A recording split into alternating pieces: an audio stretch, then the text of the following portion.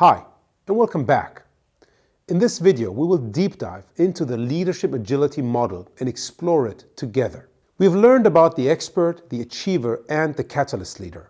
Now let's look at how all of those are connected to each other. The leadership agility framework or model is a so-called maturity model. So contrary to MBTI, where you have a specific type of personality, the leadership agility model allows for people to go from one area or from one stage to the next. Let's explore those stages briefly in this video and how they're all connected. The expert leader, which we have explored in more depth in one of our previous videos, defines themselves based on their expertise. And their expertise is all about how we get things done in a specific area. The expert leader is very much focused on the tactical pieces. The achiever leader, in contrast to the expert leader, defines themselves not based on their expertise, but based on their achievements, hence the term. The achiever leader also, contrary to the expert, not only looks at tactics, but especially at the strategy. So the how becomes less relevant, the what becomes more relevant. Finally, the catalyst leader. They define themselves as someone who helps the overall organization deliver value for customers and employees much faster. That's what a catalyst does. In order to do that, they provide a shared understanding around purpose and vision for the organization. That alignment allows everybody to take much better, much more informed decisions about where to go and how to get there. My preferred way of visualizing the leadership agility model is this funnel, because it shows us that certain dimensions have to increase in order to move from expert to achiever and finally to catalyst. So what are those dimensions? Of course, on the horizontal axis we have time. Every journey, every maturity model takes time.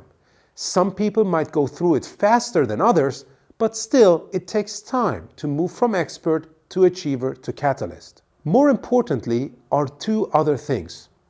Because it's not only time that helps people move from one stage in their life to the next stage in their life. In order to achieve maturity, you actually have to do stuff. First of all, it's about having self-awareness and situational awareness. So the awareness piece is key, because unless you have awareness that your current leadership style does not scale, you're probably not going to explore or investigate other ways of leading and ultimately become a better leader. You can get to more awareness through using various techniques. You can run, for example, a 360 assessment. There is actually one for the leadership agility model, but you can take any other 360 assessment as well. You can also use other techniques to increase your level of awareness, both with regards to yourself, but also with regards to the situations that you're in. Meditation is a great practice for increasing your personal awareness. No matter how big your awareness is, awareness itself is not going to make the change. In order to make the change, you have to do stuff. You have to practice stuff. I refer to this as deliberate practice. Because unless you practice, you're not going to have your neurons in your mind build new connections, new highways, and through that, new habits that ultimately drive your new way of acting, especially in modes of crisis. So when we look at this model, we see that A, it's a maturity model. You can move from expert to achiever to catalyst. B, we realize that there are multiple factors that contribute to this journey. It all starts out with time, but time in itself is not going to solve the problem. You need to build up more and more self-awareness and situational awareness, and most importantly, you need to practice. There's a great quote referenced back to Aristotle, and it says, "You are what you repeatedly do." There's also a great book written by Ben Horowitz by the title, "What You Do Is Who You Are." So if you want to move from expert to achiever to catalyst leader, it's all about the things that you do. I always refer to this leadership being the next 5 minutes. What you do in the next 5 minutes determines what type of leader you are.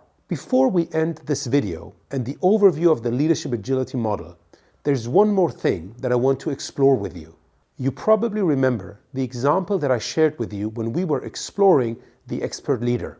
In that particular situation, we were talking about a young doctor being in the emergency room, and when a patient comes in with all the signs and symptoms of a heart attack, the attending, the more senior doctor, rolling up their sleeves and saving the patient's lives. What I want you to do right now is to think for a moment about the following question. We considered rolling up their sleeves and saving the patient's life as being a benefit of the expert leader. How would an achiever, how would a catalyst leader respond in that situation? Ideally, the catalyst leader, being self-aware and being situationally aware, would realize that no other doctor can save that specific patient's life. So what the catalyst leader would need to do is to roll up their sleeves and save the life of the patient themselves, actually acting as an expert. So when we look at this, leadership agility is all about having the ability to act as expert, as achiever, and as catalyst based on the situation at hand. Bill Joyner frequently says, every achiever has an expert in them, and every catalyst has an achiever and an expert in them. It's not about being an achiever 100% of the time. But if the situation allows you to be an achiever, it's the best thing you can do because you can empower other people to do the work based on the information that they have. But if the situation asks you to be an expert in order to save that patient's life, you need to roll up your sleeves and get to work. I love sports, and as part of that, I also bring in a lot of sports analogies. So to provide you with a much better understanding of what leadership agility is all about, I like to take a look at tennis. One of my favorite players is Roger Federer. And he is my favorite player because he wins not based on his strength, but based on his ability, based on his technique, on how he mastered the sport of tennis. Part of mastering the sport was that Roger Federer is able to serve the ball in many different ways. He doesn't only have one serve.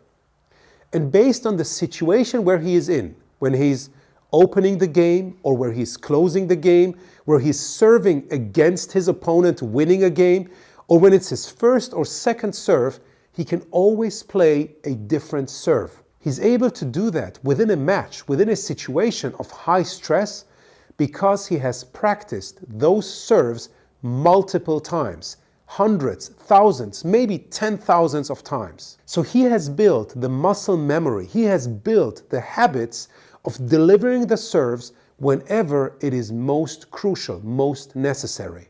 In contrast to an athlete, in contrast to Roger Federer, we don't spend 95% of our time in practice and 5% of our time within the game.